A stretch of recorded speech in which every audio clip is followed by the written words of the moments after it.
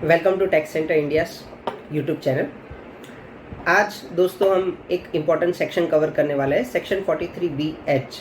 जी हाँ, section 43BH जो हाल ही बहुत ही चर्चा में है, ये सेक्शन जो कि है माइक्रो और स्मॉल मैन्युफैक्चरर्स और सर्विस प्रोवाइडर्स को पेमेंट जो करना है हमें, उसके रिगार्डिंग ये सेक्शन डिस्कस करता है। तो आइए स्टार्ट करते हैं इस वीडियो को। और सबसे पहला जो ये पॉइंट है कि सेक्शन 43BH ये कब से एप्लीकेबल है। So section 43BH of income tax act is applicable from 1 अप्रैल 2023। और ये सेक्शन क्या कवर करता है, तो ये जो सेक्शन है, ठीक है, ये कवर करता है every business who is procuring goods और service from micro and small manufacturers और सर्विस प्रोवाइडर। मतलब हर एक बिजनेस को कवर करता है जो कि माइक्रो और स्मॉल मैन्युफैक्चरर्स और सर्विस प्रोवाइडर से आइदर गुड्स या सर्विसेज प्रोकर करता है। अब दूसरा जो ये पॉइंट है कि क्या ये सेक्शन ट्रेडर्स के लिए एप्लीकेबल है। क्या अगर आप कोई गुड्स ट्रेडर से परचेज करते हो तो क्या आपको उनको 45 डेज़ के अंदर पेमेंट कर देना है।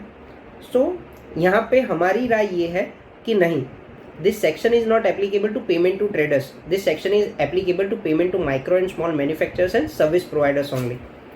कि यहाँ पे आप अगर ट्रेडर्स से कुछ भी परचेज करते हैं तो ये सेक्शन एप्लीकेबल नहीं होगा। आप उनको अपने टर्म्स के हिसाब से आप पेमेंट करते हैं, 60 दिन 90 दिन ये पेमेंट कर सकते हैं। अब ये जो हमारा व्यू है, मार्केट में बहुत सारे लोग ये भी बोल रहे हैं कि ये ट्रेडर्स को भी एप्लीकेबल है, ठीक है, बट हमारा ये व्यू है कि ये सेक्शन जो है वो ट्रेडर्स के लिए एप्लीकेबल नहीं है, ठीक है। अब हम थर्ड पॉइंट पे आते हैं कि आपको कितने दिन में पेमेंट कर देना है, time limit of payment as.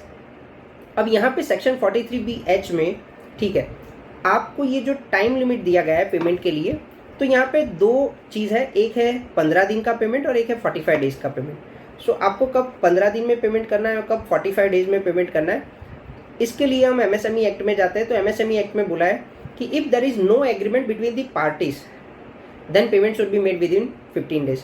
अगर दोनों पार्टीज़ के बीच में कोई भी एग्रीमेंट नहीं है तो आपको 15 दिन के अंदर पेमेंट करना है। If there is an agreement between the parties then payment should be made as per the payment terms, okay, which can not be more than for 45 days. मतलब अगर आप दोनों के बीच में, बायर और सेलर के बीच में अगर कोई कॉन्ट्रैक्ट है, एग्रीमेंट है पेमेंट के रिगार्डिंग, तो आप उस एग्रीमेंट के हिसाब से पेमेंट करो। बट आपका एग्रीमेंट या कॉन्ट्रैक्ट 45 डेज से अब तो नहीं होना चाहिए, मैक्सिमम 45 डेज, उससे ज़्यादा नहीं। अब हम आते हैं फोर्थ पॉइंट पे, जो है deduction of purchase in case of late payment. अगर आप लेट पेमेंट करते हो तो ये जो आपका परचेज का खर्चा है, ठीक है, वो आपको कब डिडक्टिबल है। So if payment is not made with in 45 days then deduction of such purchase will be made in the year of payment. मतलब अगर आपने इसका पेमेंट नहीं किया 45 डेज के अंदर, तो इसको आपका जो ये एक्सपेंस है आपको तब डिडक्टिबल मिलेगा जिस साल में आप उसको पेमेंट करोगे। इसके लिए हम एग्जाम्पल्स देखेंगे पेमेंट और ड्यू डेट के आगे चल के, बट उससे पहले हम एक पॉइंट कवर कर लेते हैं जो है पेनल्टी का।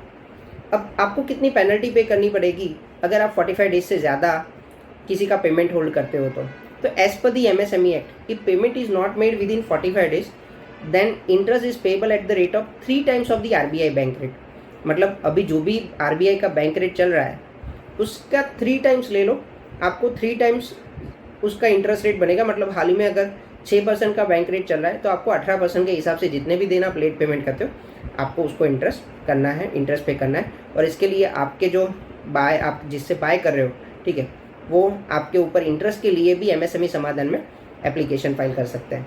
सो आइए अब हम थोड़े एग्जांपल्स देख लेते हैं इनवॉइस डेट, ड्यू डेट के और पेमेंट टर्म्स किस तरह से इसमें करने हैं।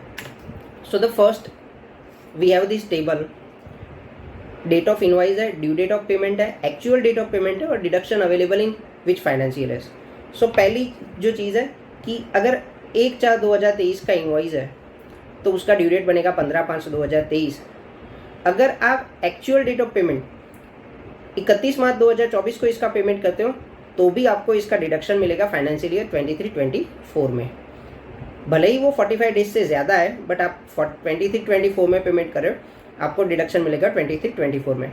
दूसरा एग्जांपल लेते हैं कि वही 1/4/2023 का ही ड्यू डेट है, डेट ऑफ इनवॉइस है, ड्यू डेट उसका 15/5/2023 बनेगा।